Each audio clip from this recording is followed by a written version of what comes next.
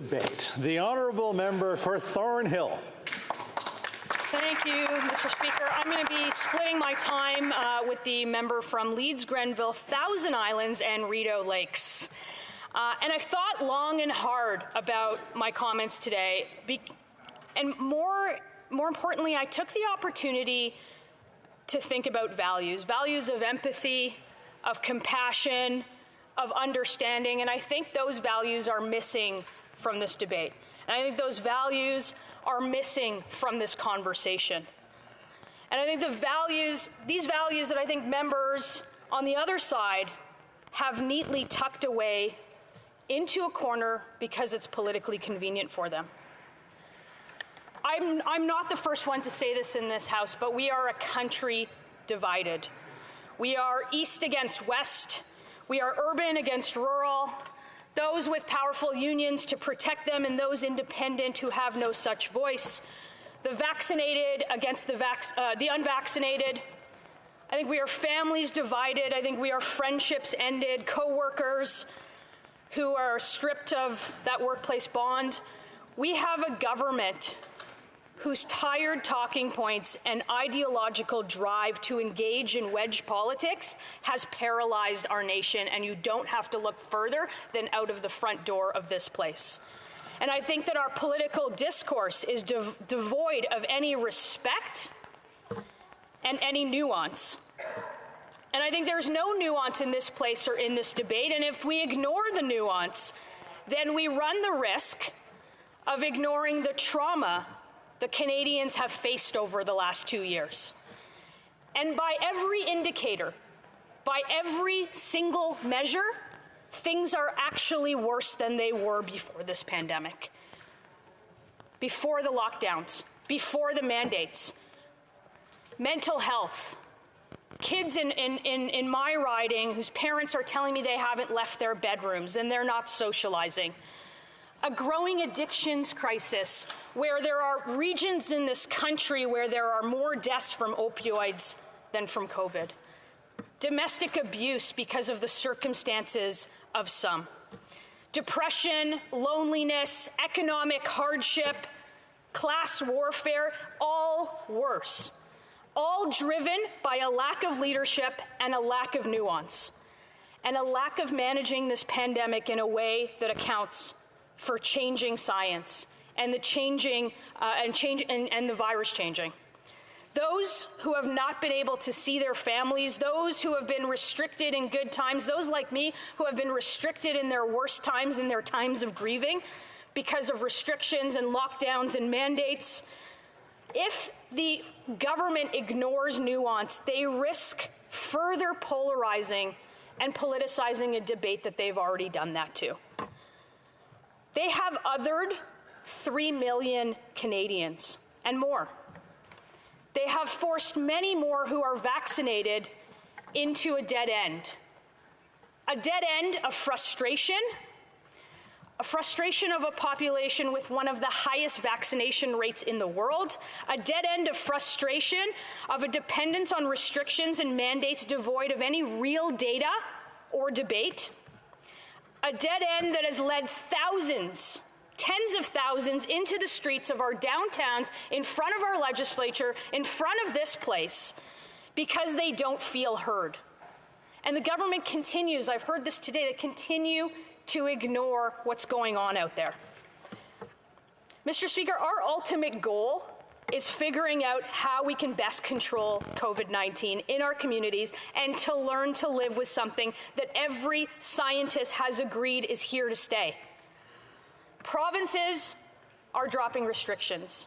Provincial health officers have said it's time to move on. Our chief public health officer here in Canada has said it's time to look and revisit these restrictions. All of these people have given government the advice to manage the pandemic differently, to put forward a plan, but when it's politically inconvenient to do so, they ignore it. We know that. We heard that from members on the other side of this House this week. Mr. Speaker, I want to take a moment to speak to the specifics, because I don't think that we've done that. I want to give members on the other side of this House the opportunity to explain themselves without disparaging Canadians, without othering them. I want them to not rely on the repetitive refrain of vaccination, which we have heard over and over again to every real question coming from this side of the House. I want to give the government the opportunity to answer this, because in this case, the case that I'm going to talk about, the constant refrain doesn't explain the restrictions on travel. I want to give the government the opportunity to remove the unnecessary, unscientific obstacles to international travel. I want them to do it today. I want them to do it right now, because that's what I hear about when I go home. Mr. Speaker, the pre-departure on-arrival PCR test for fully vaccinated travelers makes no sense. It's not science. Canada's current COVID-19 travel restrictions, they're obsolete.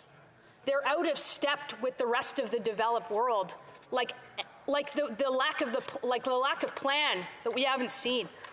In fact, they are entirely out of step with the G7, our allies. These are countries that we trust in military engagement, in law and order. These are countries that we share values with, but apparently not science. Other countries have acknowledged this nuance. They've put forward a plan.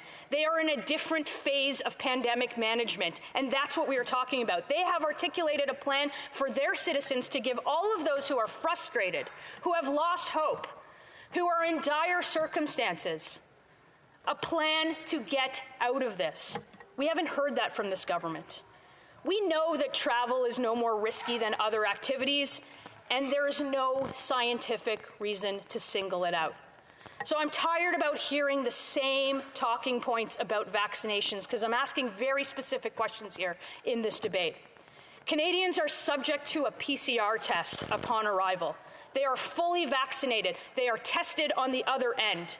And we know that that's wasteful, and we know that it's ineffective, and we know that it's not keeping us safe.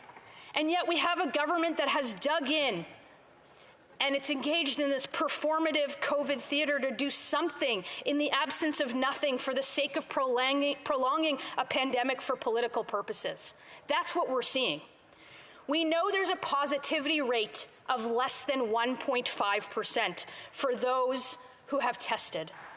We know that there is a forced quarantine, leaving people at home, leaving them to make plans for their kids because they can't return to school, leaving them out of work.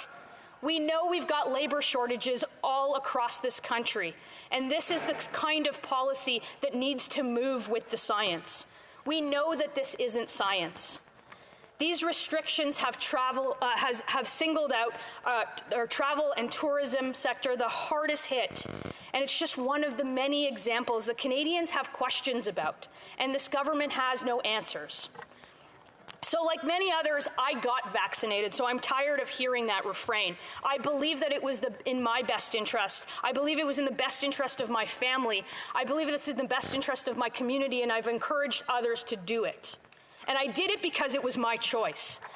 But I won't ignore the frustration of so many who are protesting in the streets, and I will not stop demanding a plan to end these restrictions and these mandates that have torn Canadians apart, because they found it politically convenient to do so.